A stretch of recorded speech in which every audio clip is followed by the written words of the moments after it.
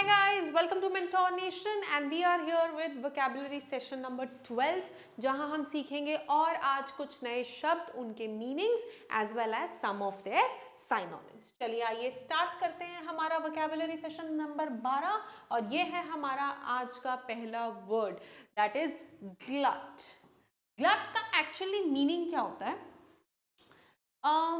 जैसे जब किसी चीज़ की बहुत सैचुरेशन हो जाती है ना, मतलब वो चीज़ ऑलरेडी बहुत ज़्यादा है that you do not need any more, तो वो the thing is already too much, उसके लिए हम वर्ड यूज़ करते हैं ग्लट। जैसे सेंटेंस लिखा है, it is difficult to sell vegetables when there is a glut, मतलब ऑलरेडी बहुत है, तो इट्स समथिंग लाइक मैं बोलूँ सैचुरेटेड,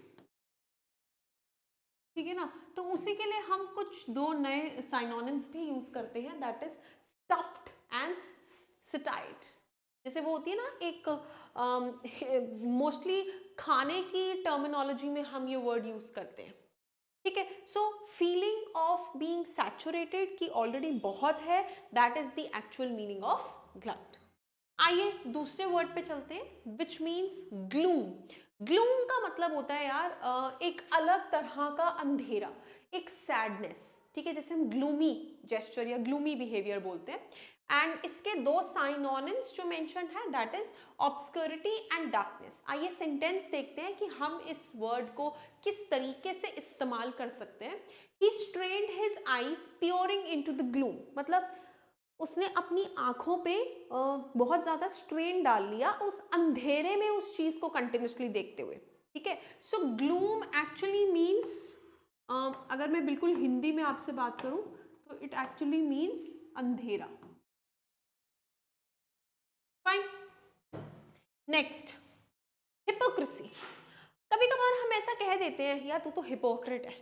हिपोक्रेट का मतलब है जो एक्चुअली तू बोल रहा है और जो तू कर रहा है उसमें दो अंतर है चीजों का, ठीक है। Like she was irritated to be accused of hypocrisy, मतलब अगर तुमने किसी को बोला यार तू तो हिपोक्रेट है और वो इरिटेट हो गया आपसे कि अरे मुझे से क्यों बोल रहा है, सो उसी पे ये सेंटेंस बना गया है that she was irritated of being या to be accused of hypocrisy.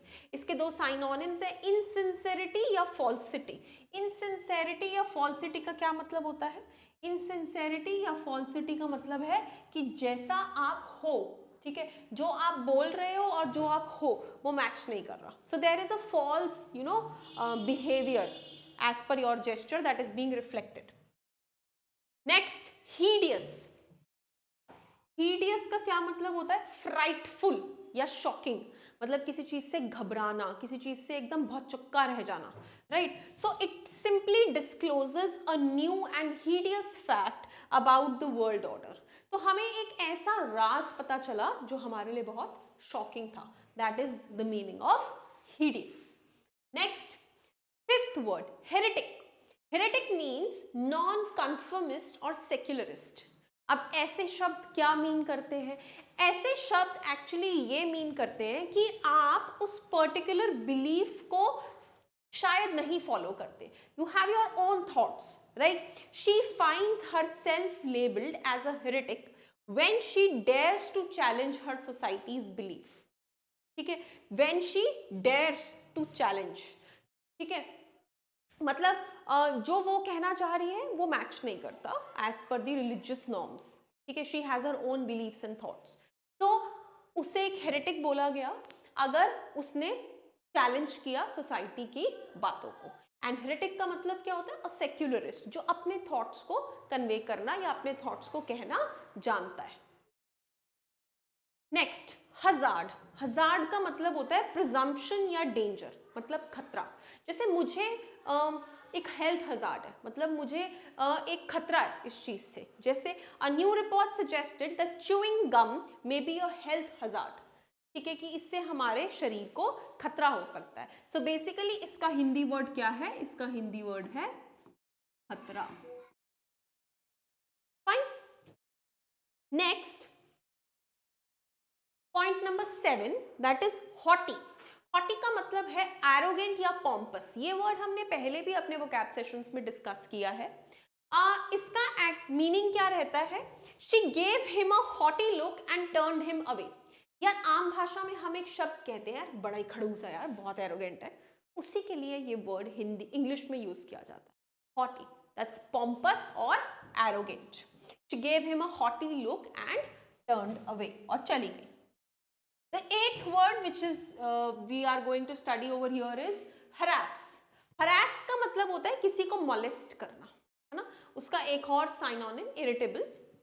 They continue to harass the retreating enemy forces. ठीक है, harass का simple meaning है किसी को परेशान करना। Next point number 9, hardship. Hardship मतलब बहुत ही ज्यादा मुश्किलों का सामना करना पड़ना, लाइक मिसफॉर्च्यून और difficulty.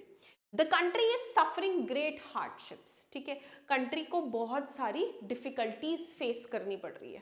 Fine, the country is suffering great hardship.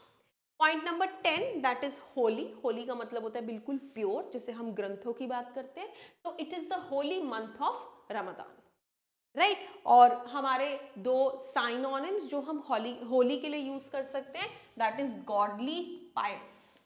These are the words which can used as synonyms for Holi.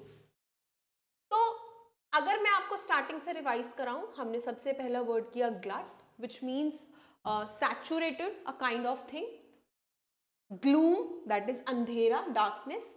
Hypocrisy, the one जो आप चीज बोल रहे हो और जैसा आपका कैरेक्टर है, that is not matching, that is your a hypocrite. Hideous, एक फ्राइटफुल या शॉकिंग सिचुएशन जिसकी तुम्हें बिल्कुल उम्मीद नहीं थी।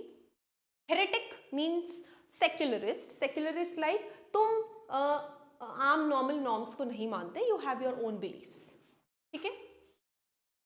हजार्ड, किसी चीज से खतरा। Hottie, that's arrogant. हरास, किसी को परेशान करना।